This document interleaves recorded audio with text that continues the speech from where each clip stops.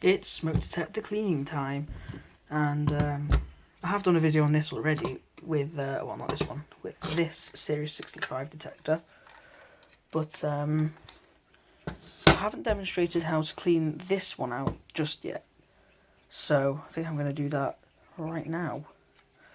So, you should start like you would start with the, it's very similar actually, it's a very similar operation, but I'm going to show you anyway.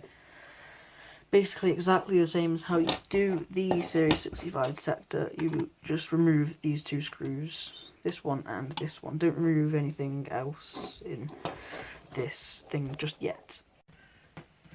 Every time.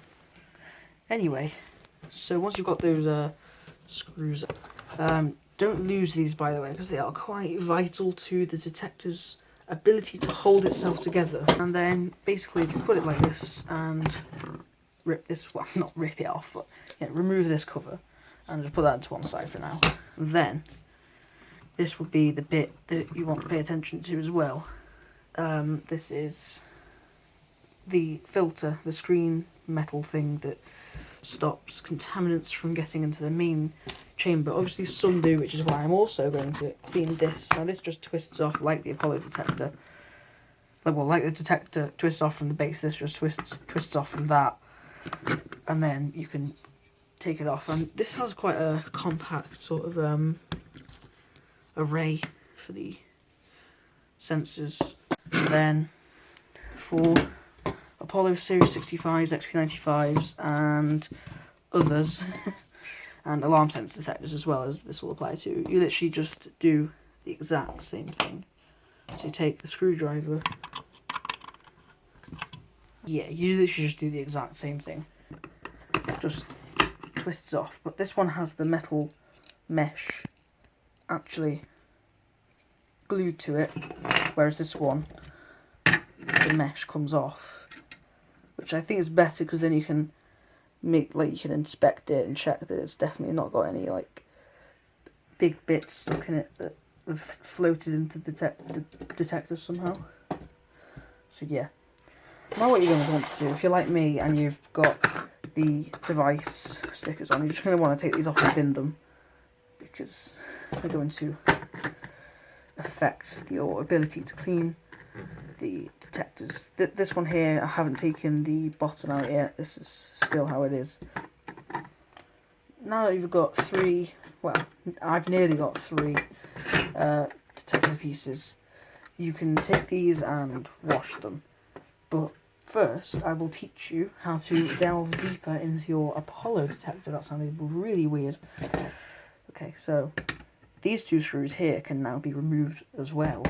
And then you can simply get this thing off. And now you can see literally just the bare brains of the detector and the sensor. And then what you're going to want to do, now this is a bit fiddly, so if you don't want to have to fiddle about with putting these back in, then I wouldn't go any further than this and just clean all of the bits that you've removed that have no electrical components in them whatsoever.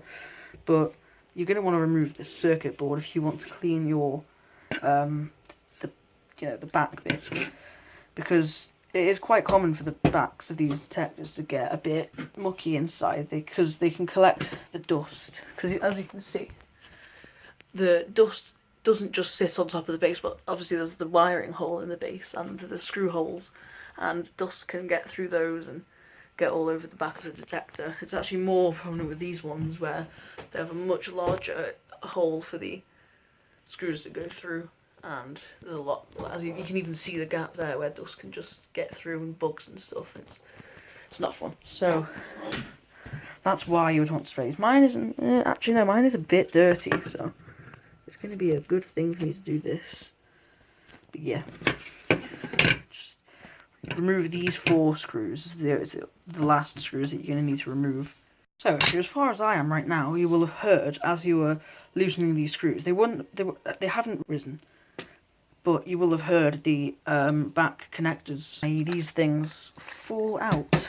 And so now you should just be able to take this by the sensing array. Yeah, there's still one connected in there, so I'll just quickly grab this. There we go. And then you'll have this with the 4 screws. If you don't want to lose the screws, then just keep them in there. But now you've just got more bare plastic. Obviously there's a sticker on there, you want to be careful to not ruin that, but that's literally it now. This is also how you can change your detector sensitivity without breaking the sticker. So you see that potentiometer there. That is how you change your detector sensitivity. Normally, as you can see, there's 2 holes there. You would have to break one of those to get your screwdriver in, like I did with this one. You can see I had to break it. And yeah, that's how I... Oh no, it's not those, it's this one here. There. So yeah, clean these, and then I'll show you how to reassemble and stuff like that. Now, you've got all of your bits and bobs. So yeah, they're all nice and clean and dry. The way you want to wash these things is probably just best to have some soapy water, like I do.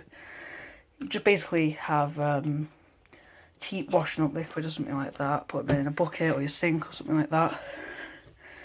Make sure you wash the soap off, otherwise you're going to have like marks and stuff, and it'll leave a residue, and that could also get in the detector. You have to be really careful. You don't want anything to be getting into this detector array or on that one, because this type can sit there and gain a bit of dust whilst you've got it sitting out. Anyway, so this one has already been put back together, but I'll show you how to reinsert the circuit board, because that's probably the most complex bit of the reassembly. So you want to line it up with the screws, make sure all the screws are poking through where those brackets are meant to go. Then you want to somehow, I need 2 hands for this, but you just put like the bracket back in and hold it and then tighten it. So I'll show you, well, I'll show you when I'm finished. It's easier to just take the other 3 screws out and then have it like this, where you're holding the screw from the other side with your thumb, and then you've got it poking out there, and then you're just going to take one of your brackets and then line it up with the screw and then just tighten it on, and then your bracket will be stuck. So that's what I mean. The screw goes through and you tighten it whilst you're holding the bracket, well, it's not a bracket, but it's like a connector on, and then the screw will poke through. Then once you've got that on, you're finished, and you've got a nice clean Series 65 detector. And now we have the 2 Series 65 detectors. Or in your case, they could be the Alarm Sense or XP95 optical detectors. Completely finished, and we can put them back on their corresponding bases. So this one went here, and it's on the standard base. Oh, I can barely reach. There we go. And now we're going to work on the Nitan EVC-P detector. In your case, it could be the addressable version. This is the conventional version, obviously, because I don't have Nitan addressable. But if you do, then this will still probably work. So yeah. So you just want to put this on, as you would the Apollo ones, and twist. Hold on. There you go. Now that's on. Just make sure that that's not bent.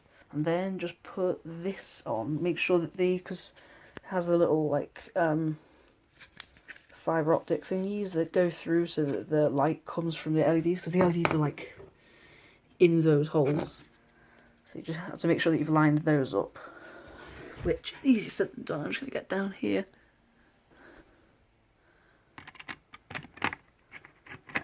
Yeah, there you go. Yeah, that's on. And then just get your 2 screws. These are even smaller, well, thinner than the Apollo ones, but they're a bit longer. So slightly harder to find a screwdriver that will fit into them, but they're easier to not lose, which is an upside. Yeah, I'm going to do this off camera.